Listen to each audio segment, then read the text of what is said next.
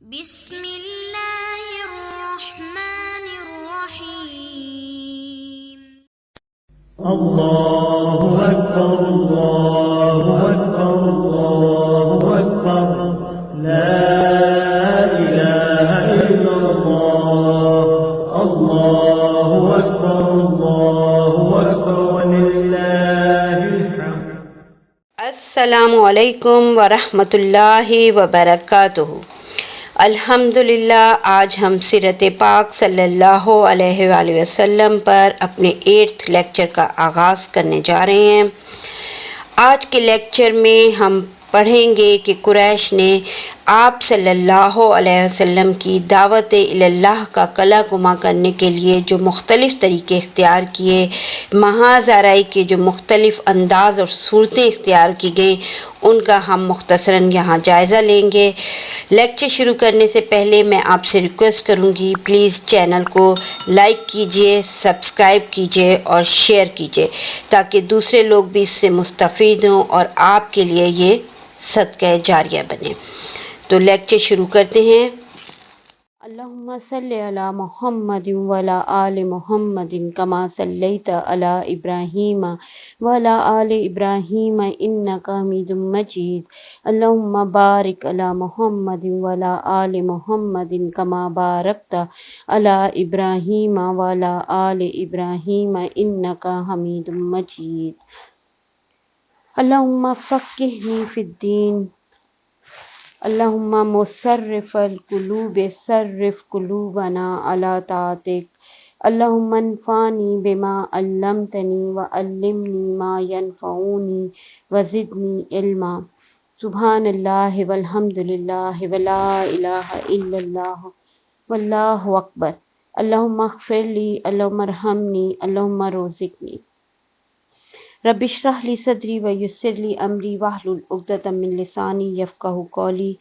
رب زدنی علما۔ دیکھیں لاسٹ لیکچر جہاں تک ہم نے کمپلیٹ کیا تھا، ہم نے آپ کو بتایا تھا کہ کفار مکہ عازمین حج کے مختلف راستوں پر بیٹھ گئے تھے، یعنی جب حج کا سیزن آیا تھا، حج کا زمانہ آیا تو کفار مکہ نے کیا کام کیا تھا کہ وہ جو عازمین حج جن راستوں سے آتے تھے وہاں بیٹھ گئے تھے اور وہاں سے ہر گزرنے والے کو آپ صلی اللہ علیہ وآلہ وسلم کے متعلق تفصیلات بتانے لگے۔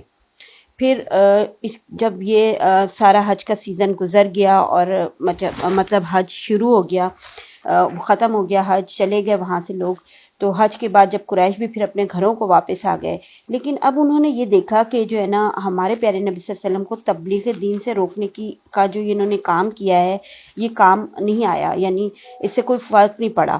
تو انہوں نے پھر کیا کیا کہ انہوں نے اس تبلیغ دین سے آپ صلی اللہ علیہ وسلم کو روکنے کے لیے کی حکمت انہوں نے دیکھا کہ کارگر نہیں ہو رہی، یعنی انہوں نے سوچا کہ ابھی اس کے لیے کیا کرنا چاہیے۔ اب وہ وہاں سے واپس آ گئے تھے، لوگ اپنے اپنے گھروں کو چلے گئے تھے جو حج کرنے آئے تھے۔ پھر انہوں نے کیا کیا کہ ایک بار پھر ان سب نے مل کے غور و خوض کیا اور اس مسئلے کے حل کے لیے، یعنی اس کے مکمل حل کی طرف توجہ دی اور بہت زیادہ غور و فکر اور باہمی رائے مشورے سے پھر کئی تدبیریں طے کی نا، یعنی آپ صلی اللہ علیہ وسلم کی دعوت کا قلع گما کرنے کے لیے مختلف طریقے اختیار کیے انہوں نے نا، اور ایسے طریقے اختیار کیے جن کے متعلق انہیں یقین ہو گیا تھا کہ اب یہ طریقے جو ہم اختیار کرنے جا رہے ہیں اس سے اسلامی دعوت کا کام بالکل تمام ہو جائے گا، یعنی یہ بالکل ختم ہو جائے گی۔ اچھا، اب ذرا ہم اس کو تھوڑا سا مختصر ان ساری تدبیروں کو دیکھتے ہیں، جو انہوں نے طریقے اختیار کیے، جو تدبیریں اختیار کی، اس کو ہم دیکھتے ہیں، ٹھیک ہے۔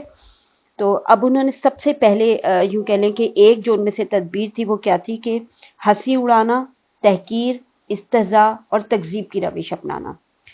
اچھا، اس کا کیا مقصد کیا تھا؟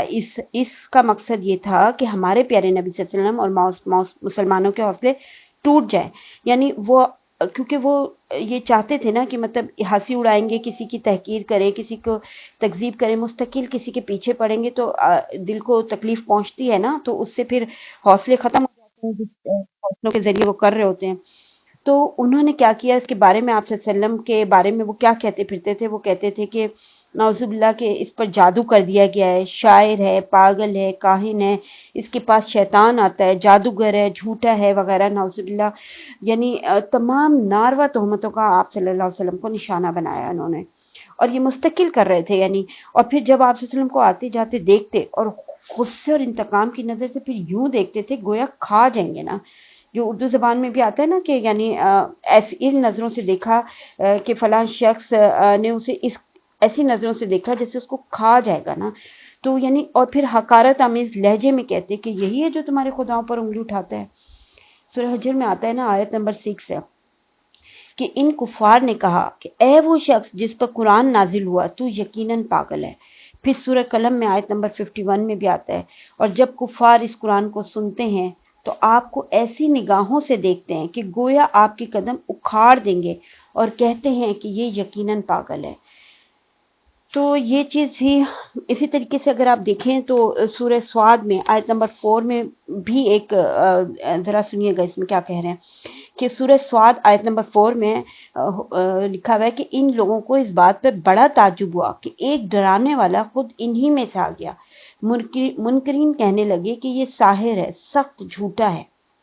اب یہاں پہ ایک اور نئی چیز دیکھیں، انہیں تعجب ہو رہا ہے نا. کیوں تعجب ہو رہا ہے؟ اب یہ کیا لکھا ہوا ہے اس آیت میں؟ لکھا ہوا ہے نا کہ ان لوگوں کو اس بات پر بڑا تعجب ہوا کہ ایک ڈرانے والا خود انہی میں سے آ گیا ہے. یعنی ایک عجیب سی بات ہے کہ یہ ایسے احمق لوگ ہیں کہ جب ایک دیکھا بھالا آدمی خود ان کی اپنی جنس، اپنی قوم، اپنی ہی برادری میں سے ان کو خبردار کرنے کے لیے مقرر کیا گیا تو ان کو یہ بات عجیب معلوم ہوئی. حالانکہ اگر سوچا جائے نا تو عجیب بات تو یہ ہوتی نا کہ انسانوں کو خبردار کرنے کے لیے اللہ آسمان سے کوئی اور مخلوق بھیج دی جاتی جیسے فرشتے وغیرہ، یا ان کے درمیان میں یکایک ایک اجنبی آدمی کہیں باہر سے آ کھڑا ہوتا اور نبوت شروع کر دیتا کرنا. لیکن اس صورت میں تو چلیں پھر یہ کہہ سکتے تھے نا کہ یہ لوگ بجا طور پہ کہہ سکتے تھے نا کہ یہ عجیب حرکت ہمارے ساتھ کی گئی ہے کہ جو انسان ہی نہیں ہے. یعنی اگر فرشتہ اللہ بھیج دیتا ان کو تبلیغ کرنے کے لیے تو یہ کہہ سکتے تھے کہ جو انسان ہی نہیں ہے وہ ہمارے حالات، جذبات، ضروریات کو کیا جانے کہ ہماری رہنمائی کر سکے. یا اگر کوئی اچانک کہیں سے آدمی آ جاتا اور وہ ان کے درمیان میں آ کے تبلیغ کرتے تو پھر ان کی صداقت کو یہ کہہ سکتے تھے کہ ہم کیسے جانچیں، کیسے ہمیں معلوم ہو کہ یہ بھروسے کے قابل آدمی ہے یا نہیں ہے. اس کی سیرت کردار کو ہم نے کب دیکھا ہے کہ اس کی بات کا اعتبار کریں یا نہ کرنے کا فیصلہ کریں. لیکن یہاں تو ایسی کوئی بھی صورتحال نہیں تھی نا. ہمارے پیارے نبی صلی اللہ علیہ وسلم انہی کے درمیان میں پلے بڑھے، انہی کے درمیان میں پرورش پائی اور آپ صلی اللہ علیہ وسلم کی صداقت کو، آپ صلی اللہ علیہ وسلم کی امانت کو اور آپ صلی اللہ علیہ وسلم کے کردار کی تو گواہی دیتے تھے نا. ہم نے پچھلے اس میں بھی پڑھا ہے نا کہ کس طریقے سے ہجر اسود کے موقع پر انہوں نے گواہی دی، پھر صادق اور امین کے لقب سے پکارتے تھے. پھر بھی ان کی ایسی باتیں تھیں اور یہی نہیں کرتے تھے خالی، بلکہ جب کبھی آپ کسی جگہ تشریف فرما ہوتے اور آپ کے ارد گرد کمزور اور مظلوم صحابہ کرام موجود ہوتے تو کمزور صحابہ کرام کو دیکھتے تو مذاق اڑانے لگتے اور کہتے کہ یہ لو تمہارے پاس زمین کے بادشاہ آ گئے. ارے یہی ہیں جن پر اللہ نے ہم سب کو چھوڑ کے احسان کر دیا. اور مشرکین کی اس کیفیت کا نقشہ اللہ تعالیٰ نے زبردست طریقے سے کھینچا ہے. سورہ مطففین میں ہے آیت نمبر 29 to 33. یہ 5 آیات ہیں. ان کی شروع کی جو 4 آیات ہیں ذرا غور سے سنیے گا. اس میں اللہ تعالیٰ کس طریقے سے ان کی ایک ایک حرکت کا نقشہ کھینچ رہا ہے. اللہ تعالیٰ فرما رہے ہیں مجرم لوگ دنیا میں ایمان لانے والوں کا مذاق اڑاتے ہیں. ان کے پاس سے گزرتے تو آنکھیں مار مار کے ان کی طرف اشارہ کرتے تھے. اپنے گھروں کی طرف پلٹتے تو مزے لیتے ہوئے پلٹتے تھے اور جب انہیں دیکھتے تو کہتے تھے کہ یہ بہکے ہوئے گمراہ لوگ ہیں. یہ دیکھیں ان 4 آیات میں یعنی 29 to 33 میں 32 تک نا اللہ تعالی نے کفار مکہ کی 4 حرکتوں کا ذکر کیا ہے اور یہ سب مسلمانوں کا مذاق اڑانا، ان کی ہنسی اڑانے سے تعلق رکھتی ہے. اچھا اس میں یہ دیکھیں یہ کہہ رہے ہیں کہ بہکے ہوئے گمراہ لوگ ہیں. تو مسلمانوں کو بہکا ہوا کیوں کہتے تھے، گمراہ کیوں کہتے تھے؟ وہ اس لحاظ سے کہتے تھے نا کہ مسلمان زہد اور ریاضت میں اپنی جانیں کھپا رہے تھے، دنیا کی لذتوں پر اخروی لذتوں کو ترجیح دیتے تھے.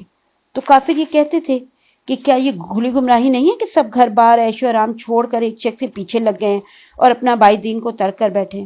اور وہ یہ بھی الفاظ کہتے تھے نا کہ میں اس خیال سے کہ آخرت میں انہیں جنت ملے گی. بے وقوف کہتے تھے کہ بھلا ان بے وقوفوں کو یہ کیسا فاسد خیال دامنگیر ہوا ہے کہ دنیا کی یقینی لذتوں کو چھوڑ کر آخرت کی تصوراتی لذتوں کے پیچھے پڑے ہوئے ہیں.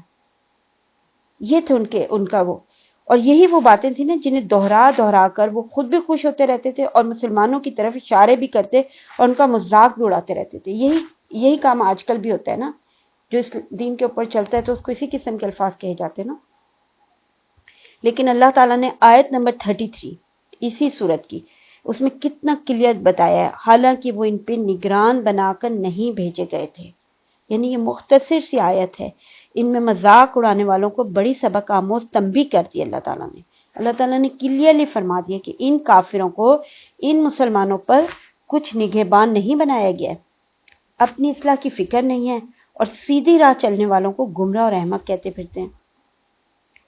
بہرحال مشرکین نے نا اس ہنسی مذاق ٹھٹھا تانا زنی اس قدر اس کی کثرت کی نا، اس قدر کثرت کی، یعنی آپ کسی معاشرے میں رہ رہے ہیں، وہاں چلتے پھرتے آپ کو اس قسم کے الفاظ سننے کو ملے تو دل پہ تکلیف پہنچتی ہے، مینٹل ٹارچر ہوتا ہے، یہ دل کو تکلیف پہنچتی ہے۔ اس قدر انہوں نے اس کی کثرت کی کہ خود نبی اکرم صلی اللہ علیہ وسلم کی طبیعت بھی اس سے متاثر ہوئی۔ اللہ تعالیٰ نے سورہ حجر میں بیان کیا ہے نا، آیت نمبر 97 ہے، ہمیں معلوم ہے کہ جو باتیں یہ لوگ تم پر بناتے ہیں ان سے تمہارے دل کو سخت کوفت ہوتی ہے، ان کی باتوں سے آپ کا سینہ تنگ ہو رہا ہے صلی اللہ علیہ وسلم۔ لیکن اللہ تعالیٰ نے اسی کے ساتھ اسی ساری چیز کے اوپر اللہ تعالیٰ نے پھر اس کا اثر کیسے جائے گا، آپ کو ثابت قدمی کیسے آئے گی، اس کا بھی اللہ تعالیٰ نے طریقہ بتایا۔ یعنی جب آپ کا سینہ تنگ ہو رہا ہے، آپ کو ان کی باتیں تکلیف دے رہی ہیں، تو آپ کی اس واعظ میں ثابت قدمی کیسے آئے گی، آپ پہ دین پہ استقامت کیسے آئے گی، اور آپ نے اس کا اثر کیسے جائے گا، آپ نے کرنا کیا ہے، وہ سب اللہ تعالیٰ نے پھر بتایا۔ سورہ حجر کی آیت نمبر 95 to 99 کو دیکھتے ہیں۔ دیکھیں اللہ تعالیٰ فرما رہے ہیں، تمہاری طرف سے ہم ان مذاق اڑانے والوں کی خبر لینے کے لیے کافی ہیں، جو اللہ کے ساتھ کسی اور کو بھی خدا قرار دیتے ہیں، ان قریب انہیں معلوم ہو جائے گا۔ ہمیں معلوم ہے کہ جو باتیں یہ لوگ تم پر بناتے ہیں ان سے تمہارے دل کو سخت کوفت ہوتی ہے۔ اللہ تعالیٰ یعنی کلیئرلی بتا رہے ہیں یہ ساری چیز، اور پھر آگے کیا بتا رہے ہیں، اس کا علاج یہ ہے کہ اپنے رب کی حمد کے ساتھ اس کی تسبیح کرو، اس کی جناب میں سجدہ بجا لاؤ، اس آخری گھڑی تک اپنے رب کی بندگی کرتے رہو جس کا آنا یقینی ہے۔ کس قدر کلیئرلی اللہ تعالیٰ نے بتایا ہے کہ تبلیغ حق اور دعوت اصلاح کی کوششوں میں جن تکلیفوں اور مصیبتوں سے تم کو سابقہ پیش آتا ہے، ان کے مقابلے کی طاقت اگر تمہیں مل سکتی ہے تو کس چیز سے؟ صرف نماز اور بندگی رب پر استقامت سے مل سکتی ہے۔ یہی کہہ رہے ہیں نا اللہ تعالیٰ یہاں کہ اس کا علاج یہ ہے کہ اپنے رب کی حمد کے ساتھ اس کی تسبیح کرو اور اس کی جناب میں سجدہ بجا لاؤ، یعنی نماز پڑھو اور اللہ کی تسبیح ادا کرو، تسبیح کرو، اس کی بندگی کرو، کیونکہ یہی چیز تمہیں تسلی بھی دے گی، تم میں صبر بھی پیدا کرے گی، تمہارا حوصلہ بھی بڑھائے گی، اور تم کو اس قابل بھی بنا دے گی کہ دنیا بھر کی مخالفت، مذمتوں، مزاحمتوں کے مقابلے میں اس خدمت پہ ڈٹے رہو گے جس کی انجام دہی میں تمہارے رب کی رضا ہے۔ ٹھیک،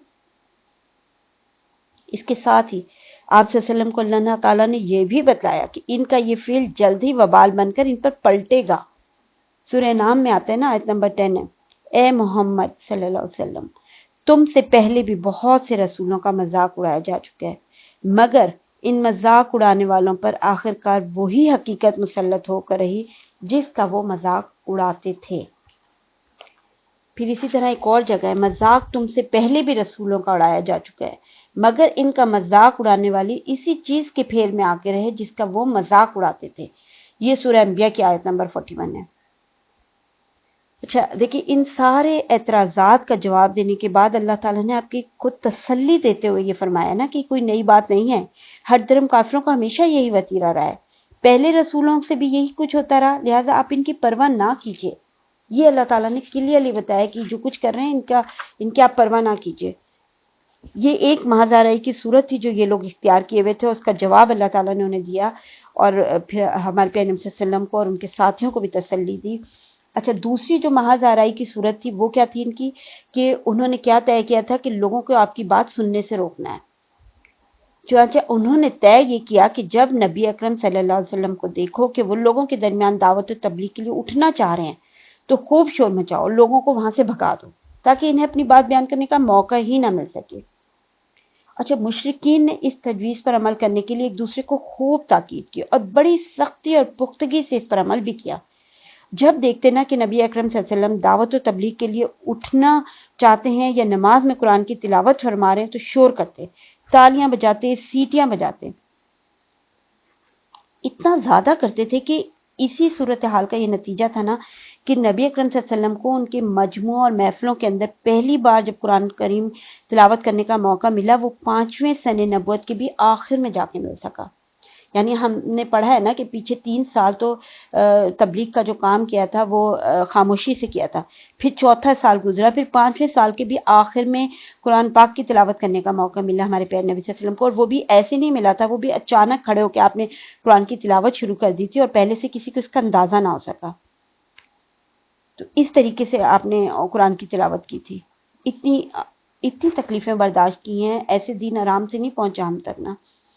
ابن نصر بن حارث ایک شخص تھا جو قریش کے شیطانوں میں سے ایک شیطان تھا نا، وہ ہیرا گیا، وہاں سے لوگ کہانیاں دارو سکندر اور رستم اسفندیار کے قصے سیکھ کر آیا، اور جہاں مجلس جمتی، لوگ جمع ہوتے تو وہاں پہ اپنی داستان شروع کر دیتا، موقع ہی نہیں دیتا تھا کہ لوگ نبی صلی اللہ علیہ وسلم کی بات سن سکیں۔ اگر اسے کہیں پتہ چل جاتا نا کہ کسی مجلس میں بیٹھ کر آپ نے کچھ واعظ و نصیحت کی ہے صلی اللہ علیہ وسلم، تو آپ صلی اللہ علیہ وسلم کے ہٹتے ہی ٹپک پڑتا اور کس سے کہانیاں سنا کر کہتا کہ آخر محمد صلی اللہ علیہ وسلم کی بات کیوں کر مجھ سے اچھی ہوتی ہے۔ یہی نصر تھا نا جس کے بارے میں حضرت عباس رضی اللہ تعالیٰ عنہ کی بھی ایک روایت ہے نا کہ نصر نے ایک لونڈی خرید رکھی تھی، جب وہ کسی آدمی کے متعلق سنتا کہ وہ نبی اکرم صلی اللہ علیہ وسلم کی طرف مائل ہے تو اس کو اس لونڈی کے پاس لے جا کر کہتا کہ اسے کھلاؤ پلاؤ گانے سناؤ اور اس شخص کو سمجھاؤ کہ محمد صلی اللہ علیہ وسلم جس بات کی طرف بلا رہے ہیں یہ اس سے بہتر ہے۔ اللہ تعالیٰ نے اس بارے میں آیت نازل کی نا، اللہ تعالیٰ نے فرمایا بعض لوگ کھیل کی بات خریدتے ہیں تاکہ علم کے بغیر اللہ کی راہ سے گمراہ کریں اور اسے مذاق بنائیں، ایسے لوگوں کے لیے گمراہ کن عذاب ہے۔ یہ سورہ لقمان کی آیت ہے، آیت نمبر 6۔ اب آپ دیکھیں ذرا کہ ایک طرف تو خدا کی طرف سے یہ رحمت اور ہدایت آئی ہوئی ہے، قرآن پاک کا نزول ہو رہا ہے جس سے لوگ فائدہ اٹھا رہے ہیں، ہمارے پیارے نبی صلی اللہ علیہ وسلم کے درمیان موجود ہیں، لیکن دوسری طرف انہی خوش نصیب انسانوں کے پہلو بہ پہلو ایسے بد نصیب لوگ بھی موجود ہیں جو اللہ کی آیات کے مقابلے میں یہ طرز عمل اختیار کر رہے ہیں۔ تو یہ تھی مہاذرائی کی دوسری صورت۔ اب مہاذرائی کی ایک اور صورت انہوں نے کیا اختیار کی تھی کہ وہ یہ تھا شکوک و شبہات پیدا کرنا اور پروپیگنڈے کرنا، جھوٹے پروپیگنڈے اور شکوک و شبہات۔ اس میدان میں تو قریش نے بہت سرگرمی دکھائی، شکوک و شبہات پیدا کرنا، سخت جھوٹا پروپیگنڈا کرنا، یہ کام انہوں نے اس قدر کثرت سے کیا کہ اور ایسے انداز سے کیا کہ عوام کو آپ کی دعوت و تبلیغ پر غور و فکر کرنے کا موقع ہی نہیں مل سکا۔ چنانچہ وہ قرآن کے بارے میں کبھی کہتے کہ یہ محض اوٹ پٹانگ خواب ہے جسے محمد صلی اللہ علیہ وسلم رات میں دیکھتے ہیں اور دن میں تلاوت کرتے ہیں۔ کبھی کہتے کہ انہوں نے خود اپنی طرف سے گھڑ لیا ہے، کبھی کہتے کہ انہیں ایک انسان سکھاتا ہے، کبھی کہتے کہ یہ محض جھوٹ ہے جسے کچھ لوگوں کی مدد سے انہوں نے گھڑا ہے۔ یعنی سب مل جل کر گھڑتے ہیں، کس قسم کے الفاظ یوز کرتے تھے۔ اور کبھی یہ کہتے کہ یہ پہلوں کے افسانے ہیں جسے انہوں نے لکھوا لیا اور اب یہ ان پر صبح شام تلاوت کیے جاتے ہیں۔ اور صرف یہی نہیں کہتے پھرتے تھے بلکہ کبھی یہ بھی کہتے تھے کہ ان کے پاس ایک جن یا شیطان ہے جو اس طرح قرآن لے کر اترتا ہے جیسے کاہنوں پہ جن و شیطان اترا کرتا ہے، نعوذ باللہ۔ اللہ تعالیٰ نے پھر جواب دیا نا، اللہ تعالیٰ نے جواب میں کہا تم کہو میں بتاؤں کہ اس پر شیطان اترتے ہیں، وہ ایسے لوگوں پر اترتے ہیں جو پکے جھوٹے اور گنہگار ہوں۔ یہ سورہ شورہ کی آیت ہے، آیت نمبر 221 222، 2 آیات ہیں۔ تم کہو میں بتاؤں کس پر شیطان اترتے ہیں، وہ ایسے لوگوں پر اترتے ہیں جو پکے جھوٹے اور گنہگار ہوں۔ دیکھیں ذرا، شیطان صرف ایسے ہی انسانوں پر اترتے ہیں جو جھوٹے ہوں، جو بدکار ہوں، جو گناہوں میں لت پت ہوں، جبکہ ہم سب جانتے ہیں کہ ہمارے پیارے نبی صلی اللہ علیہ وسلم صادق و امین مشہور تھے۔ تو آپ صلی اللہ علیہ وسلم نے فرمایا نا کہ میں ایسا انسان ہوں کہ تم نے کبھی مجھ کو جھوٹ بولتے نہیں سنا، نہ مجھ میں کسی طرح کی کوئی برائی و بدکاری پائی۔ پھر یہ کیسا الزام ہے؟ کیوں کر ہو سکتا ہے کہ قرآن شیطان کا اترا ہوا؟ کبھی کہتے کہ نبی اکرم صلی اللہ علیہ وسلم کو ایک قسم کا جنون ہو گیا ہے، جس کے اثر سے وہ عجیب و غریب قسم کے معنی و مطالب سوچتے ہیں اور انہیں نہایت عمدہ قسم کے الفاظ میں ڈھال دیتے ہیں، جیسے شعرا اپنے اشعار میں ڈھالا کرتے ہیں، لہٰذا وہ شاعر، اور ان کا کلام یعنی قرآن پاک کو وہ کہتے تھے کہ شعر ہے۔ اللہ تعالیٰ نے اس کی جواب دیا، اللہ تعالیٰ نے اس کے جواب میں فرمایا، سورہ شعرا کی آیت ہے 224 to 226، 2 آیات ہیں اور 224 225 226۔ شعرا کی پیروی، کیا اللہ تعالیٰ فرما رہے ہیں کہ شعرا کی پیروی بہکے ہوئے لوگ کرتے ہیں، تم دیکھتے نہیں کہ وہ ہر میدان میں بھٹکتے پھرتے ہیں اور ایسی باتیں کہتے ہیں جنہیں کرتے نہیں۔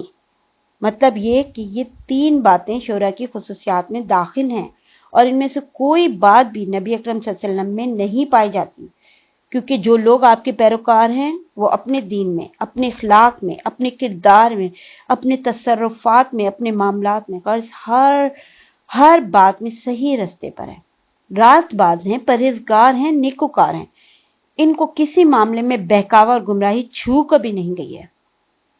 پھر نبی اکرم صلی اللہ علیہ وسلم شاعروں کی طرح ہر وادی میں ہاتھ پاؤں بھی نہیں مارتے پھر رہے، بلکہ آپ کی دعوت و تبلیغ کا ایک خاص میدان ہے۔ آپ صلی اللہ علیہ وسلم ایک اللہ، ایک دین، ایک راستے کی طرف بلا رہے ہیں۔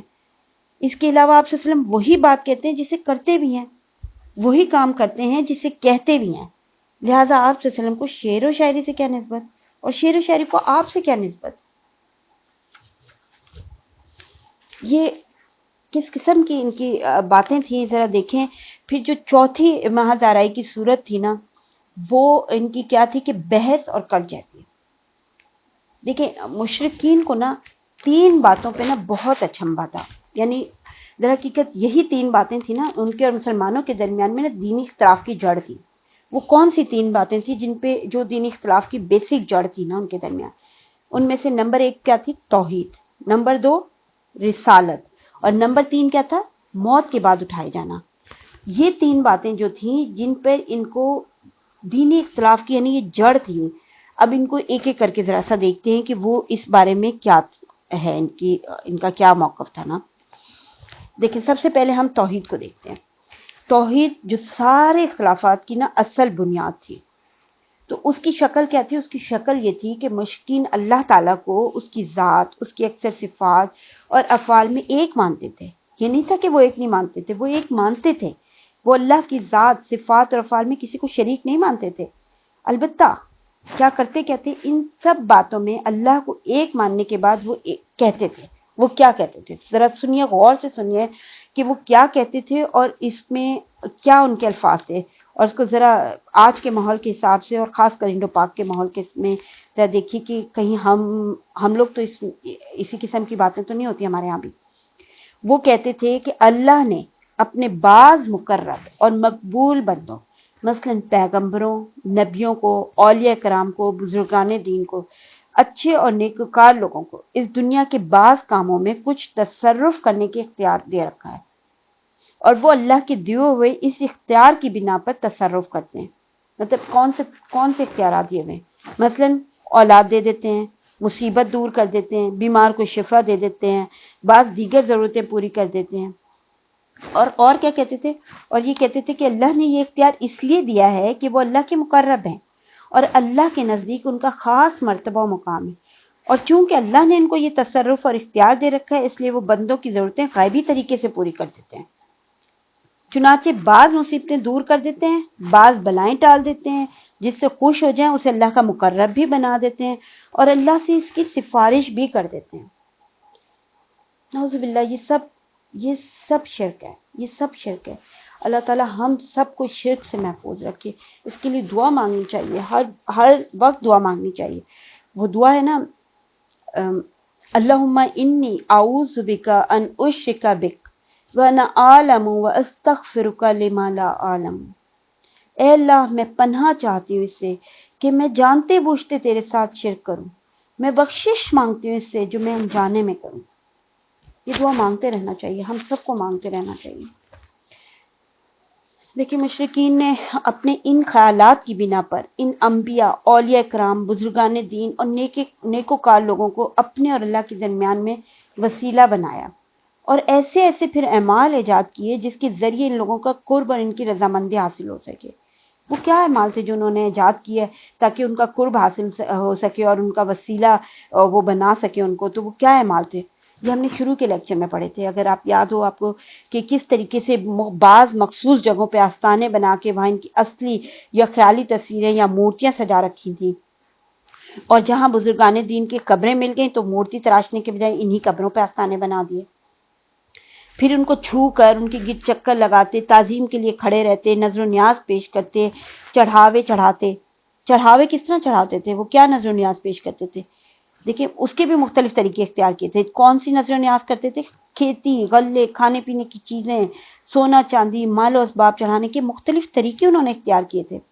اس کی بھی کئی شکلیں تھیں نا، کبھی آستانوں پہ لے جا کے ان کے نام پہ ذبح کرتے، کبھی گھر پر ہی ان کے نام پر ذبح کر دیتے، کبھی کچھ جانوروں کو ان کے نام پہ آزاد کرتے تھے، پھر کچھ جانوروں کا دودھ ان کے نام پہ مخصوص کر رکھا تھا، کچھ کا گوشت، کچھ پہ سواری نہیں کرتے تھے، ان کو کھلی آزادی دے رکھی تھی۔ مطلب پھر یہی نہیں خالی تھا، پھر بزرگوں اور ولیوں کے آستانوں پہ میلہ لگاتے تھے، اور یہ سالانہ عرس یا میلہ ایسا اہم ہوتا تھا ان کے نظر میں کہ اس میں دور نزدیک سے چھوٹے بڑے ہر طرح کے لوگ حاضر ہو کر اپنی نیاز پیش کرتے تھے اور اپنا مقصد حاصل کرنے کی پھر امید رکھتے تھے، اسی لیے نیاز پیش کرتے تھے نا، تاکہ ان کا مقصد حاصل ہو۔ تو یہ سارا کام مشرکین کس غرض سے کرتے تھے؟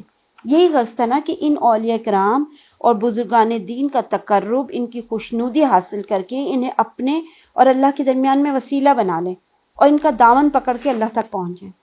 حیرت ہوتی ہے ویسے نا، حیرت مجھے اس بات پر ہوتی ہے کہ اللہ تعالیٰ تو انسان کی شہ رگ سے زیادہ قریب ہے۔ ایک سجدے میں سر رکھ کے تو دیکھیں نا، دیکھیں قرآن نے توحید کے متعلق ان کے جتنے شبے تھے، جو ان کے اعمال تھے، ان سب کا رد کیا، بلکہ اتنی ڈیٹیل میں قرآن نے بیان کیا ہے کہ ان کے ہر مقدمے کا ہر پہلو واضح ہوا ہے، یعنی ان کے معبودوں کی عاجزی مجبوری بالکل کھول کے بیان کیا، اس میں اضافے کی کوئی گنجائش ہی نہیں ہے۔ قرآن کی بہت ساری صورتوں میں بہت ساری آیات ہیں جن میں ان کی ڈیٹیل بتائی ہوئی ہے، جیسے سورہ اعراف کو کھولیں، اس میں 191 آیت ہے، 192 ہے، 194 ہے، سورہ فاطر کی آیت نمبر 13-14 ہے، سورہ نحل کی آیت نمبر 20-21 ہے، سورہ فرقان کی آیت نمبر 3 ہے، سورہ رعد ہے آیت نمبر 14، پھر سورہ اعراف ہے آیت نمبر 195، اس طریقے سے سورہ حج ہے، سورہ عنکبوت ہے جس کی آیت 73 اور 41 ہے۔ تو مطلب آپ قرآن پڑھنا پڑے گا نا، اس کے لیے قرآن پڑھیں تو ان کی ہر چیز کا اللہ تعالیٰ نے ہر شبے کا رد کیا ہے، ہر پہلو کو واضح کر دیا ہے۔ تو یہ تو تھا مطلب ایک توحید کے اوپر جو ان کا وہ تھا نا۔ اب ذرا دوسرا جو تھا ان کا شبہ جو تھا نا، وہ کس چیز پہ تھا؟ توحید کے ساتھ ساتھ کس چیز پہ تھا؟ ہمارے پیارے نبی صلی اللہ علیہ وسلم کی رسالت، اور پھر مرنے کے بعد قیامت کے روز دوبارہ اٹھائے جانے سے۔ تو جہاں تک اب ہمارے پیارے نبی صلی اللہ علیہ وسلم کی رسالت کا تعلق ہے نا، اب اس کو دیکھتے ہیں کہ وہ ان کے بارے میں ان کی شبہات کیا تھے نا، اس کو ذرا سا دیکھتے ہیں نا۔ دیکھیں ہمارے پیارے نبی صلی اللہ علیہ وسلم کی پیغمبری کے بارے میں جہاں تک ان کی شبہات کا تعلق ہے، تو وہ دل سے قبول کرتے تھے، وہ دل سے یہ تسلیم کرتے تھے کہ ہمارے پیارے نبی صلی اللہ علیہ وسلم سچے ہیں، امانت دار ہیں، انتہائی صلاح و تقوی پر قائم ہیں۔ اس کی گواہی بھی دیتے تھے نا، صادق و امین کہتے تھے، گواہ بناتے تھے، لیکن کرتے کیا تھے؟ وہ یہ سمجھتے تھے کہ منصب و نبوت اور رسالت اس سے کہیں زیادہ عظیم و جلیل ہے کہ وہ کسی انسان کو دیا جائے۔ یعنی کیا تھا کہ ان کا عقیدہ یہ تھا کہ جو بشر ہے وہ رسول نہیں ہو سکتا، اور جو رسول ہے وہ بشر نہیں ہو سکتا۔ اسی لیے نا جب رسول اللہ صلی اللہ علیہ وسلم نے اپنی نبوت کا اعلان کیا اور اپنے اوپر ایمان لانے کی دعوت دی تو انہیں حیرت ہوئی، اور انہوں نے کیا کہا؟ انہوں نے کہا یہ کیسا رسول ہے کہ کھانا کھاتا ہے، بازاروں میں چلتا پھرتا ہے۔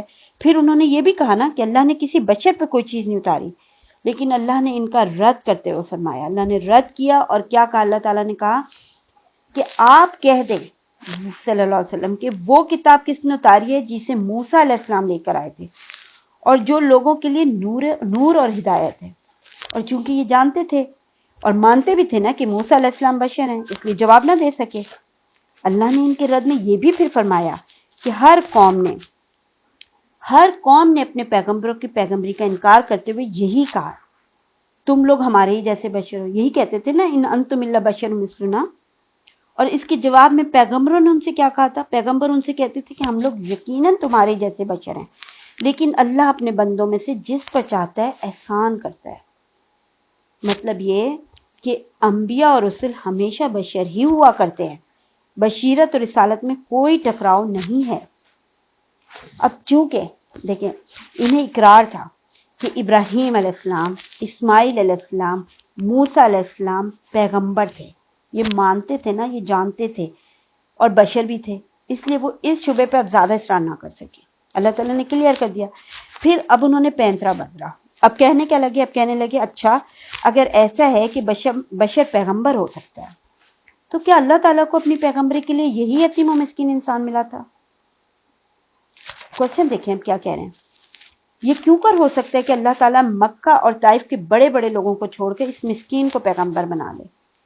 یہ قرآن ان دونوں آبادیوں میں سے کسی بڑے آدمی پر کیوں نہ اتارا گیا؟ یہ ان کا پھر اب پوائنٹ کیا آ رہا تھا؟ یہ پوائنٹ آ رہا تھا. اب اس کا جواب دیا اللہ تعالیٰ نے. اللہ تعالیٰ نے سورہ زخرف کی آیت نمبر ہے 32. اللہ تعالیٰ نے فرمایا کیا یہ لوگ تیرے رب کی رحمت تقسیم کرتے ہیں؟ یعنی مطلب یہ کہ وحی اور رسالت تو اللہ کی رحمت ہے نا، تو اللہ ہی زیادہ جانتے ہیں اسے پیغمبری کہاں رکھنی چاہیے. یہ سورہ نام میں کلیئر آیت ہے، آیت نمبر 124، کہ اللہ ہی زیادہ جانتا ہے کہ اسے پیغمبری کہاں رکھنی چاہیے. اب یہ جواب ملنے کے بعد مشرکین نے پھر ایک اور پہلو بدلا. کہنے لگے کہ اچھا چلو مان لیتے ہیں، تو دنیا کے بادشاہوں کے ایلچی تو خدم و حشم کے جل میں چلتے ہیں، یعنی ان کے تو آگے پیچھے سپاہی نوکر چاکر ہوتے ہیں، اور ان کا بڑا جاہو جلال ہوا کرتا ہے، ان کے لیے ہر طرح کی سامان زندگی مہیا رہا کرتی ہے. پھر محمد صلی اللہ علیہ وسلم کا کیا معاملہ ہے کہ وہ اللہ کے رسول ہونے کا دعویٰ کرتے ہیں اور انہیں لقمہ زندگی کے لیے بازاروں کے چکر بھی کاٹنا پڑتے ہیں. پھر اور کیا کہہ رہے تھے کہ ان پر کوئی فرشتہ کیوں نہیں اتارا گیا جو ان کے ساتھ ڈرانے والا ہوتا ہے، یا ان کی طرف خزانہ کیوں نہیں ڈال دیا گیا، یا ان کا کوئی باغ ہی ہوتا جس سے وہ کھاتے. اور ظالموں نے یہ تک کہا کہ تم لوگ تو ایک جادو کیے ہوئے آدمی کی پیروی کر رہے ہو. یہ سورہ فرقان کی آیات ہیں 7-8. اللہ تعالیٰ نے ان کی اس ساری کٹجہتی کا ایک مختصر سا جواب دیا، اور بہت ہی کلیئر، بہت ہی واضح جواب دے دیا. اللہ تعالیٰ نے کیا کہا؟ اللہ تعالیٰ نے کہا محمد اللہ کے رسول ہیں صلی اللہ علیہ وسلم. کلیئر اللہ تعالیٰ نے بتا دیا، یعنی اللہ تعالیٰ نے ان کو کلیئر کر دیا کہ کوئی بات نہیں، صرف ایک بات، محمد اللہ کے رسول ہیں صلی اللہ علیہ وسلم. یعنی آپ کی یہ جو مہم ہے نا، یہ ہر چھوٹے بڑے، کمزور، طاقتور، شریف، پست، آزاد، غلام تک اللہ کا پیغام پہنچانا ہے. لہذا اگر ایسا ہوتا کہ آپ بھی بادشاہوں کے ایلچیوں کی طرح شان و شوکت اور سپاہیوں وغیرہ کے ساتھ چلنے والوں کے ساتھ بھیجے جاتے تو کیا ہوتا؟ تو کمزور اور چھوٹے لوگ تو آپ تک پہنچ ہی نہیں سکتے تھے نا. اب آپ سے کس طرح استفادہ کرتے؟ جبکہ اللہ تعالیٰ نے آپ کو رسول بنایا، تو عام لوگ ہی رسالت کا اصل مقصود ہے نا. لہٰذا ایسی صورت میں پیغمبر بنانے کا مقصد ہی فوت ہو جاتا اور اس کا قابل ذکر فائدہ نہ ہوتا. تو یہاں بھی اللہ تعالیٰ نے سب کلیئر بات کر دی ان کے. پھر اب تیسری بات جو میں نے کہی تھی کہ مرنے کے بعد دوبارہ اٹھائے جانے کے معاملے پہ بہت بحث کرتے تھے، اب وہ اس کو بھی ذرا دیکھ لیتے ہیں. جہاں تک مرنے کے بعد دوبارہ اٹھائے جانے کا معاملے کا تعلق ہے، تو اس کے انکار کے لیے مشرکین کے پاس حیرت و استعجاب اور عقلی استبعاد کے علاوہ کوئی دلیل نہ تھی. وہ کیا کہتے تھے؟ وہ تعجب سے کہتے تھے کہ کیا جب ہم مر جائیں گے اور مٹی اور ہڈی ہو جائیں گے تو پھر اٹھائے جائیں گے؟ کیا ہمارے باپ دادا بھی؟ یہ سورہ صافات کی آیت نمبر 16-17 ہے. ٹھیک ہے. اللہ تعالیٰ نے ان کی تردید کے لیے کیا کیا؟ اللہ تعالیٰ نے ان کی تردید کے لیے دنیا میں پیش آنے والے حالات پر ان کی نظر ڈلوائی، اور اللہ تعالیٰ نے کہا دیکھو ظالم اپنے ظلم کی جزا پائے بغیر دنیا سے گزر جاتا ہے، مظلوم بھی ظالم سے اپنا حق وصول کیے بغیر موت سے دوچار ہو جاتا ہے. اسی طریقے محسن اور صالح اپنے احسان اور صلاح کا بدلہ پائے بغیر فوت ہو جاتا ہے، اور دوسری طرف فاجر اور بدکار اپنی بد عملی کی سزا پائے بغیر مر جاتا ہے. اب اگر انسان کو مرنے کے بعد دوبارہ نہ اٹھایا جائے اور اس کے عمل کا بدلہ نہ دیا جائے تو دونوں فریق برابر ہو جائیں گے نا. بلکہ ظالم اور فاجر مظلوم اور نیکوکار سے زیادہ خوش قسمت ہوئے نا. اور یہ بات قطعاً غیر معقول ہے، اور اللہ کے بارے میں تو سوچا بھی نہیں جا سکتا کہ وہ اپنی مخلوق کے نظام کی بنیاد ایسے فساد پر رکھے گا۔ تو اللہ تعالیٰ نے سورہ قلم ہے آیت نمبر 35 to 36، اللہ تعالیٰ فرما رہے ہیں کیا ہم تابع داروں کو مجرموں جیسا ٹھہرائیں گے؟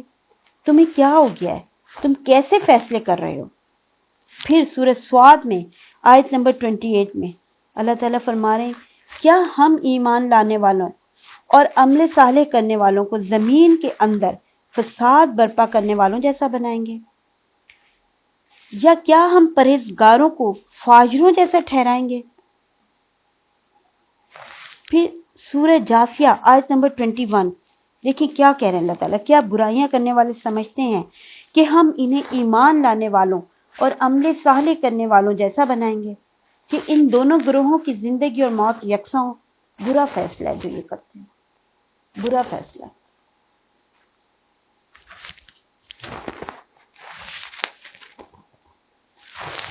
اچھا، اب جہاں تک ان کی عقلی استباد کا تعلق ہے تو اللہ تعالیٰ نے پھر اس کا رد کرتے ہوئے بھی فرمایا، اللہ تعالیٰ نے فرمایا سورہ نازعات ہے آیت نمبر 27، کیا تم پیدائش میں زیادہ سخت ہو یا آسمان؟ پھر سورہ احقاف میں آیت نمبر 33 میں اللہ تعالیٰ فرما رہے ہیں کیا انہیں یہ نظر نہیں آتا کہ جس اللہ نے آسمانوں اور زمین کو پیدا کیا ان کو پیدا کرنے سے نہیں تھکا، وہ اس پر قادر ہے کہ مردوں کو زندہ کر دے؟ کیوں نہیں، یقیناً وہ ہر چیز پر قادر ہے۔ پھر سورہ واقعہ ہے آیت نمبر 62، تم پہلی پیدائش تو جانتے ہی ہو، پھر حقیقت کیوں نہیں مانتے؟ اللہ تعالیٰ نے وہ بات بھی بتلائی جو عقلاً اور عرفاً دونوں طرح معروف ہے کہ کسی چیز کو دوبارہ کرنا پہلی بار سے زیادہ آسان ہوتا ہے۔ یہی کہہ رہے ہیں نا اللہ تعالیٰ، تم پہلی پیدائش تو جانتے ہو، پھر حقیقت کیوں نہیں مانتے؟ سورہ انبیاء میں آتا ہے نا آیت نمبر 104، جیسے ہم نے پہلی بار پیدائش کی ابتدا کی تھی اسی طرح پلٹا بھی لیں گے، کیا پہلی بار پیدا کرنے سے ہم تھک گئے ہیں؟ یہ سورہ کاف کی آیت نمبر 15۔ قرآن اٹھانا پڑے گا نا، قرآن پڑھنا پڑے گا، ساری چیزوں کے لیے اللہ تعالیٰ کی ایک ایک بات قرآن میں لکھی ہوئی ہے۔ قرآن کو صرف خالی ترجمہ نہیں، اس کی تفسیر پڑھیں، اس کو پڑھنا پڑے گا کہ کب یہ بات کہی گئی، کس موقع پہ کہی گئی۔ دیکھیں اللہ تعالیٰ نے ان کے ایک ایک شعبے کا نہایت اطمینان بخش جواب دیا ہے جس سے ہر سوجھ بوجھ والا آدمی مطمئن ہو سکتا ہے۔ لیکن کفار مکہ تو ہنگامہ پسند تھے، ان میں استکبار تھا، مغرور تھے نا، وہ زمین پہ بڑے بن کر رہنا چاہتے تھے اور اپنی مخلوق پر اپنی رائے لاگو کرنا چاہتے تھے، یعنی مخلوق تو اللہ کی ہے اور رائے اپنی لاگو کرنا چاہتے تھے، اس لیے اپنی سرکشی میں بھٹکتے ہی رہے وہ اپنی سرکشی میں۔ لیکن اب یہ ساری چیزوں کے بعد دیکھیں، جب ان سارے بحث و حجت سے ان کا کام بنتا نظر نہیں آیا، انہوں نے ہر قسم کی سے تنگ کر لیا، سارے طریقے اختیار کر لیے، تو پھر انہیں لگا کہ ابھی بھی نہیں رک رہے اسلام کی دعوت سے، ہمارے پیارے نبی صلی اللہ علیہ وسلم، اور لوگ مسلمان ہوئے چلے جا رہے ہیں آپ صلی اللہ علیہ وسلم کی تبلیغ سے۔ تو پھر مشرکین نے کیا کیا کہ اپنا ایک وفد آپ کی چچا ابو طالب کے پاس لے کے گئے کہ وہ ابو طالب حضور صلی اللہ علیہ وسلم کو اسلام کی تبلیغ سے منع کریں۔ یہ اس لیے لے کے گئے تھے نا وہاں پہ ابو طالب کے پاس۔ اور لیکن جب قریش اپنے اس گفت و شنید میں بھی ناکام ہو گئے نا، اور ابو طالب کو اس بات پر مطمئن نہ کر سکے کہ وہ رسول اللہ صلی اللہ علیہ وسلم کو روکیں اور انہیں دعوت اللہ سے باز رکھیں، تو انہوں نے پھر ایک ایسا راستہ اختیار کیا کا فیصلہ کر لیا، یعنی انہوں نے ایسا راستہ اختیار کرنے کا جس پر چلنے سے وہ اب تک کترا رہے تھے، اور جس کے انجام اور نتائج کے خوف سے انہوں نے اب تک دور رہنا ہی مناسب سمجھا تھا۔ وہ کیا راستہ تھا؟ وہ تھا ظلم و جور کا راستہ۔ تو مشرکین نے پھر طے کیا کہ اسلام کی دعوت کو بزور طاقت کچل دیں گے اور لوگوں کو اللہ کے راستے سے روک دیں گے۔ اس کے لیے انہوں نے پھر تیاری شروع کی۔ اب انہوں نے کیا کیا کہ ان کے جو بڑے بڑے قبیلے کے سردار تھے، انہوں نے اپنے اپنے قبیلوں کے مسلمانوں کو اور اذیتیں دینا شروع کر دی۔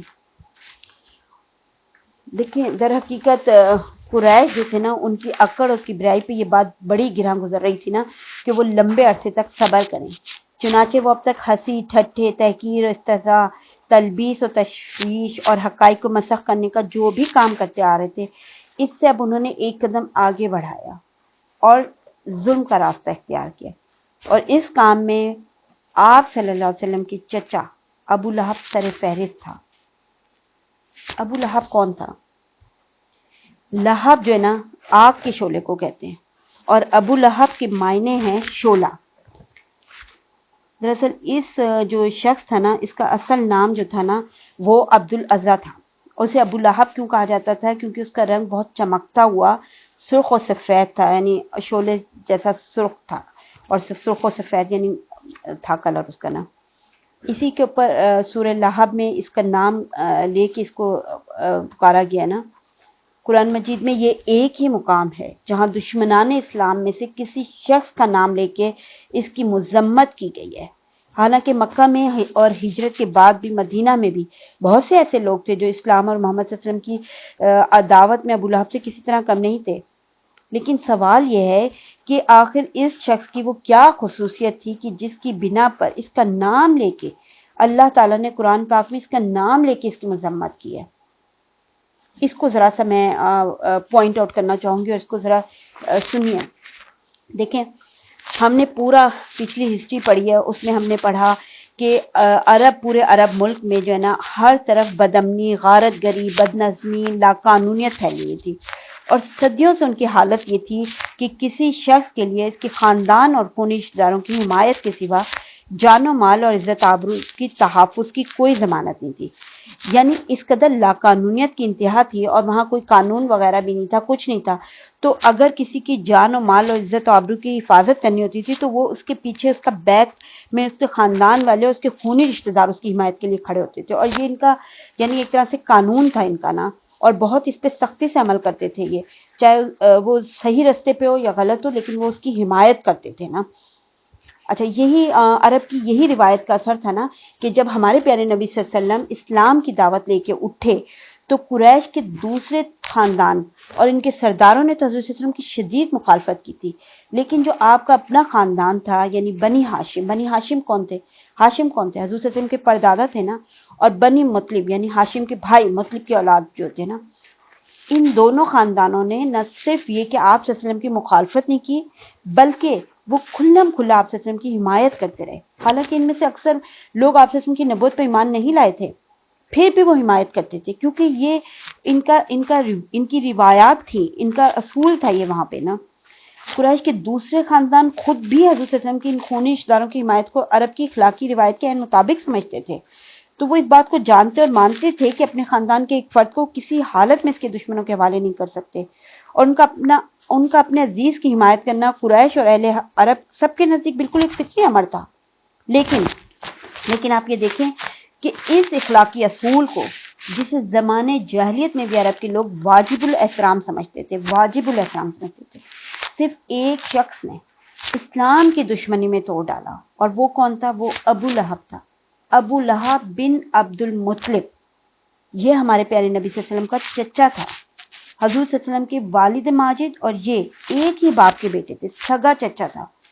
عرب میں چچا کو باپ کی جگہ سمجھا جاتا تھا، خصوصاً جب کہ بھتیجے کا باپ وفات پا چکا ہو تو عربی معاشرے میں چچا سے توقع کی جاتی تھی کہ وہ بھتیجے کو اپنی اولاد کی طرح عزیز رکھے گا۔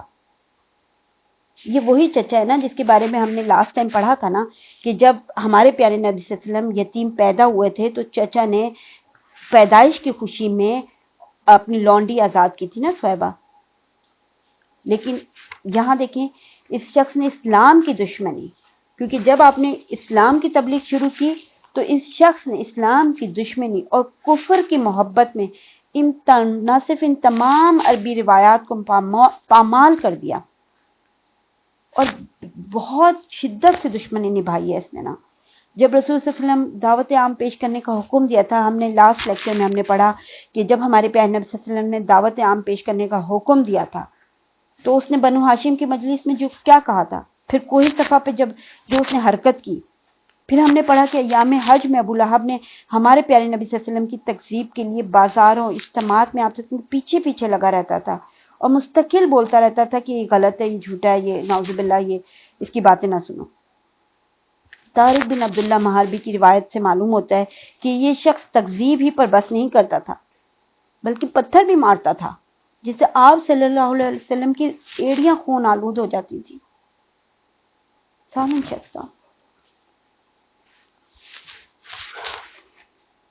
بعثت سے پہلے ابو لہب نے اپنے 2 بیٹوں عتبہ اور عتیبہ کی شادی ہمارے پیارے نبی صلی اللہ علیہ وسلم کی 2 صاحبزادیوں حضرت رقیہ رضی اللہ تعالیٰ عنہ اور ام کلثوم رضی اللہ تعالیٰ عنہ سے کی تھی، لیکن بعثت کے بعد اس نے نہایت سختی سے ان دونوں کو طلاق دلوائی تھی، زبردستی طلاق دلوائی تھی۔ یہیں پہ اس کا بس نہیں تھا، بلکہ اس کی خبث نفس کا یہ حال تھا کہ جب رسول اللہ صلی اللہ علیہ وسلم کے صاحبزادے قاسم کے بعد دوسرے صاحبزادے عبداللہ کا بھی انتقال ہو گیا تو یہ اپنے بھتیجے کے غم میں شریک ہونے کے بجائے خوشی خوشی دوڑا ہوا قریش کے سرداروں کے پاس پہنچا اور ان کو خبر دی کہ لو آج محمد بے نام و نشان ہو گئے صلی اللہ علیہ وسلم۔ اس کی اس حرکت کا تو ذکر سورہ کوثر میں آیا ہے نا، میرا خیال ہے میں نے اسی سیرت کے لیکچرز میں بتایا بھی تھا۔ پھر ہم آگے پڑھیں گے نا کہ نبوت کے 7ویں سال بھی جب قریش کے تمام خاندانوں نے بنی ہاشم بنی مطلب کا معاشرتی اور معاشی بائیکاٹ کیا تو یہ دونوں خاندان رسول صلی اللہ علیہ وسلم کی حمایت پہ ثابت قدم رہتے ہوئے شیب ابی طالب میں محصور ہو گئے، سب ہوئے تھے محصور، یعنی جو ایمان نہیں لائے تھے وہ بھی محصور ہوئے تھے، اور تنہا یہی ابو لہب تھا جس نے اپنے خاندان کا ساتھ دینے کے بجائے کفار قریش کا ساتھ دیا تھا، اور کیا کیا حرکتیں کی تھی وہ ہم آگے پڑھیں گے۔ مکہ میں بھی ابو لہب جو تھا نا وہ حضور صلی اللہ علیہ وسلم کا قریب ترین ہمسایہ تھا، بیسیکلی دونوں کے گھر ایک دیوار بیچ واقع تھے۔ اس کے علاوہ آپ صلی اللہ علیہ وسلم کے ہمسایوں میں نا حکم بن عاص، عقبہ بن ابی معیط، عدی بن حمرہ اور ابن الصدع العہدی بھی آپ کے ہمسائے تھے۔ اس میں سے صرف حکم بن عاص مسلمان ہوئے تھے، باقی کوئی نہیں ہوا تھا۔ تو یہ لوگ گھر میں بھی ہمارے پیارے نبی صلی اللہ علیہ وسلم کو چین سے نہیں رہنے دیتے تھے۔ کبھی آپ نماز پڑھ رہے ہوتے تو اوپر سے بکری کا اوج آپ پر پھینک دیتے تھے، کبھی صحن میں کھانا پک رہا ہوتا ہنڈیا پر غلاظت پھینک دیتے تھے، اور حضرت صلی اللہ علیہ وسلم باہر نکل کے بس اتنا کہتے تھے، ان لوگوں سے فرماتے تھے اے بنی عبد مناف یہ کیسے ہمسائے کیا ہے، کس قدر تکلیفیں اٹھائی ہیں ہمارے پیارے نبی صلی اللہ علیہ وسلم نے، کیوں نہ ہم پیار کریں اپنے نبی سے۔ اور صرف یعنی یہ چچا ہی وہ نہیں کرتا تھا، بلکہ ابو لہب کی جو بیوی تھی نا ام جمیل، جس کا نام عروہ تھا، ام جمیل اس کی کنیت تھی، یہ ابو سفیان کی بہن تھی نا، یہ رسول صلی اللہ علیہ وسلم کے ساتھ عداوت میں اپنے شوہر ابو لہب سے کسی طرح کم نہیں تھی۔ اس نے تو یہ مستقل ہی وتیرہ بنا رکھا تھا نا کہ راتوں کو آپ صلی اللہ علیہ وسلم کے گھر کے دروازے پر خاردار جھاڑیاں لا کر ڈال دیتی تھی، تاکہ صبح سویرے جب آپ صلی اللہ علیہ وسلم یا آپ صلی اللہ علیہ وسلم کے بچے باہر نکلیں تو کوئی کانٹا پاؤں میں چبھ جائے۔ تکلیف دینے کے لیے سوچ دماغ چلتا تھا اس کا کہ کیسے تکلیف دی جائے۔ خاصی بد زبان عورت تھی، مفسدہ پرداز بھی تھی، یعنی فساد کراتی تھی، وہ لوگوں میں فساد ڈلوانے کے لیے چغلیاں کھاتی پھرتی تھی۔ چنانچہ نبی صلی اللہ علیہ وسلم کے خلاف بد زبانی کرنا، لمبی چوڑی سیسہ کاریفتہ پردازی سے کام لینا، فتنے کی آگ بھڑکانا، خوفناک جنگ بپا رکھنا اس کا شیوا تھا نا۔ صرف یہی نہیں کرتی تھی کہ یہ فساد کروا رہی ہے اور تنگ کر رہی ہے، بلکہ اس کے گلے میں ایک قیمتی ہار گردن میں پہنتی تھی، اور اکثر کہا کرتی تھی کہ لات و عزا کی قسم، یعنی یہ لات و عزا کون ہے، بت ہے نا، اس کی قسم کھاتی تھی اور کہتی تھی کہ میں اپنا ہار بیچ کے اس کی قیمت محمد کے دعوت میں خرچ کر دوں گی۔ سورہ لہب ہے، سورہ المسد کے نام سے مشہور ہے، اس میں آیت 4 to 5 میں نا اس کے فسادی نیچر کا بھی ذکر ہے، اس کے بارے میں بتایا گیا ہے۔ اب یہاں پہ میں نہیں اس کو ڈیٹیل میں جاؤں گی۔ دیکھیں جب ہمارے پیارے نبی صلی اللہ علیہ وسلم کا اپنا چچا ابو لہب آپ صلی اللہ علیہ وسلم کے پیچھے لگ کے آپ کی مخالفت کرتا تو عرب کی معروف روایات کے لحاظ سے تو یہ بات خلاف توقع سمجھتے تھے نا کہ کوئی چچا بلا وجہ دوسروں کے سامنے خود اپنے بھتیجے کو برا بھلا کہے، اسے پتھر مارے، اس پر الزام تراشیاں کرے۔ اس وجہ سے وہ ابو لہب کی بات سے متاثر ہو کے وہاں کے لوگ حضور صلی اللہ علیہ وسلم کے بارے میں شک میں پڑ جاتے تھے۔ مگر جب سورہ لہب نازل ہوئی اور ابو لہب نے اس سورہ لہب کی تفسیر پڑھنی چاہیے سب کو، اس کے نازل ہونے کے بعد ابو لہب غصے میں بپھر کر اول فول بکنا شروع کر دیا اس نے، تو تب جا کے لوگوں کو معلوم ہوا کہ رسول صلی اللہ علیہ وسلم کی مخالفت میں اس شخص کا قول جو ہے نا قابل اعتبار نہیں ہے، کیونکہ یہ اپنے بھتیجے کی دشمنی میں دیوانہ ہو رہا ہے۔ یہ تھا ابو لہب۔ پھر اللہ تعالیٰ نے بھی اس کی موت ایسی موت آئی ہے کہ ذلت کی موت تھی نا، ذلت کی موت اسے اللہ تعالیٰ نے دی تھی۔ جنگ بدر میں دیکھیں قریشیوں کو کی جب شکست ہوئی تھی نا، پہلی جنگ ہوئی تھی نا مدینہ منورہ میں جا کے، جب قریشیوں کی شکست ہوئی اور بڑے پیمانے پہ شکست ہوئی تھی، تو جنگ بدر میں قریشیوں کی شکست فاش خبر سن کر نا اسے اتنا صدمہ ہوا کہ بیمار پڑ گیا تھا، اور غزوہ بدر سے 7 روز کے بعد اس کے جسم میں نا ایک زہریلی قسم کا ایک دانہ نکل آیا تھا، ایگزیکٹ 7 ڈیز کے بعد، جس کو عرب میں نا عدسہ کہتے ہیں۔ اور وہ مرض لگ جانے کے خوف سے نا کہ یعنی یہ کسی اور کو چھوت کی بیماری لگ نہ جائے، تو سب گھر والوں نے اس کو الگ ڈال دیا تھا، کوئی اس کے قریب نہیں جاتا تھا، یہاں تک کہ اسی بے بسی کی حالت میں وہ مر گیا تھا۔ اور پھر مرنے کے بعد بھی یہ ہوا کیا، اس کی ذلت دیکھیں کہ 3 دن تک اس کی لاش بے گور و کفن گلتی سڑتی رہی اور اٹھانے کے لیے گھر والے تیار نہیں تھے۔ پھر جب لوگوں نے اس میں سے بدبو آنے لگی اور لوگوں نے اس کے بیٹوں کو تانے دینے شروع کیے، تو پھر انہوں نے ایک حبشی کو کچھ معاوضہ دیا کہ وہ ایک جو ہے نا گڑھا کھود کر نا اس میں لاش کو دھکیل دے اور اوپر سے مٹی ڈال دے یا پتھر وغیرہ سے پھینک کر اس کو چھپا دے۔ تو ایسے ہی کیا گیا، گڑھا کھود کر اس کو ایک لکڑی سے اندر ڈھلکا دیا گیا، پھر اوپر سے پتھر وغیرہ مٹی پھینک کر گڑھے کو بند کیا تھا۔ تو یہ دنیا کی رسوائی اور بربادی تھی جو دنیا نے اپنی آنکھوں سے بھی دیکھی، اور اس کے ابو لہب کی موت کو جو ہے نا، تو میں یہاں پہ آج کا لیکچر روکتی ہوں، پھر انشاءاللہ تعالی نیکسٹ لیکچر اس سے آگے انشاءاللہ نیکسٹ اس میں لیکچر میں انشاءاللہ کور کریں گے۔ دعا پڑھتے ہیں، اس کے ساتھ ہی اس لیکچر کو کمپلیٹ کرتے ہیں۔ بسم اللہ الرحمن الرحیم۔ اللہم انی اعوذ بک من علم لا ینفع ومن قلب لا یخشع ومن نفس لا تشبع ومن دعوت لا یستجاب لها۔ اے اللہ، میں پناہ مانگتی ہوں اس علم سے جو نفع نہ دے، اس دل سے جو نہ ڈرے، اس نفس سے جو سیر نہ ہو، اور اس دعا سے جو قبول نہ کی جائے۔ اللہم احسن عاقبتنا فی الامور کلہا واجرنا من خزی الدنیا وعذاب الآخرہ۔ اے اللہ، سب کاموں میں ہمارا انجام اچھا کر اور ہمیں دنیا کی رسوائی اور آخرت کے عذاب سے بچا۔ آمین یا رب العالمین۔ السلام علیکم ورحمۃ اللہ وبرکاتہ۔ واعظ کمال ترک سے ملتی ہے یا مراد، دنیا جو چھوڑ دی ہے تو عقبیٰ بھی چھوڑ دے۔ تقلید کی روش سے تو بہتر ہے خودکشی، رستہ بھی ڈھونڈ خضر کا سودا بھی چھوڑ دے۔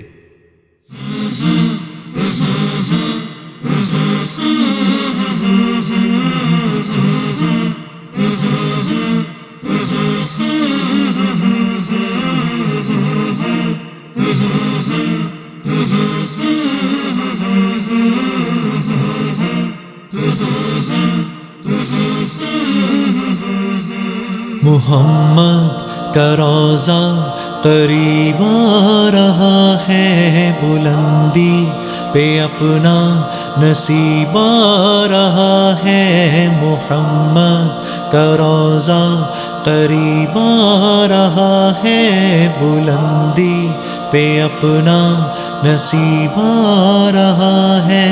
فرشتوں یہ دے دو پیغام ان کو، خبر جا کے دے دو ان کو، فرشتوں کے خادم تمہارا سعید آ رہا ہے، کہ خادم تمہارا سعید آ رہا ہے۔ مدینہ مدینہ مدینہ مدینہ بڑا لطف دیتا ہے نام مدینہ۔ مدینہ مدینہ مدینہ مدینہ بڑا لطف دیتا ہے نام مدینہ۔ وفا تم نہ دیکھو کہ ہرگز کسی میں، زمانہ وہ ایسا قریب آ رہا ہے۔ حفاظت کرو اپنے ایمان و دین کی، زمانہ وہ ایسا عجیب آ رہا ہے۔ محمد کا روضہ قریب آ رہا ہے، بلندی پہ اپنا نصیب آ رہا ہے۔ فرشتوں یہ دے دو پیغام ان کو، خبر جا کے دے دو ان کو، فرشتوں کے خادم تمہارا سعیدہ رہا ہے کہ خادم تمہارا سعیدہ رہا ہے۔ مدینہ مدینہ مدینہ مدینہ بڑا لطف دیتا ہے نام مدینہ۔ مدینہ مدینہ مدینہ مدینہ بڑا لطف دیتا ہے نام مدینہ۔ تمہیں کچھ خبر ہے کہاں جا رہا ہوں؟ رسول خدا ہے وہاں جا رہا ہوں۔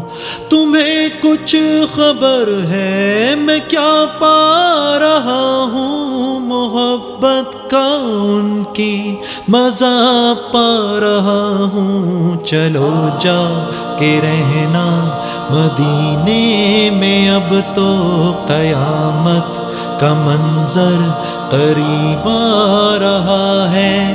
فرشتوں یہ دے دو پیغام ان کو، خبر جا کے دے دو ان کو۔ فرشتوں کے خادم تمہارا سعیدہ رہا ہے کہ خادم تمہارا سعیدہ رہا ہے۔ مدینہ مدینہ مدینہ مدینہ بڑا لطف دیتا ہے نام مدینہ۔ مدینہ مدینہ مدینہ مدینہ بڑا لطف دیتا ہے نام مدینہ۔ نگاہوں میں سلطانیت ہیچ ہوگی جو پائے گا دل میں پیام مدینہ۔ سکون جہاں تم کہاں ڈھونڈتے ہو؟ سکون جہاں ہے نظام مدینہ۔ مدینہ مدینہ مدینہ مدینہ بڑا لطف دیتا ہے نام مدینہ۔ مدینہ مدینہ مدینہ مدینہ بڑا لطف دیتا ہے نام مدینہ۔ محمد کا روضہ قریب آ رہا ہے، بلندی پہ اپنا نصیب آ رہا ہے۔ محمد کا روضہ قریب آ رہا ہے، بلندی پہ اپنا نصیب آ رہا ہے۔ فرشتوں یہ دے دو پیغام ان کو، خبر جا کے دے دو ان کو۔ فرشتوں کے خادم تمہارا سعیدہ رہا ہے کہ خادم تمہارا سعیدہ رہا ہے۔ مدینہ مدینہ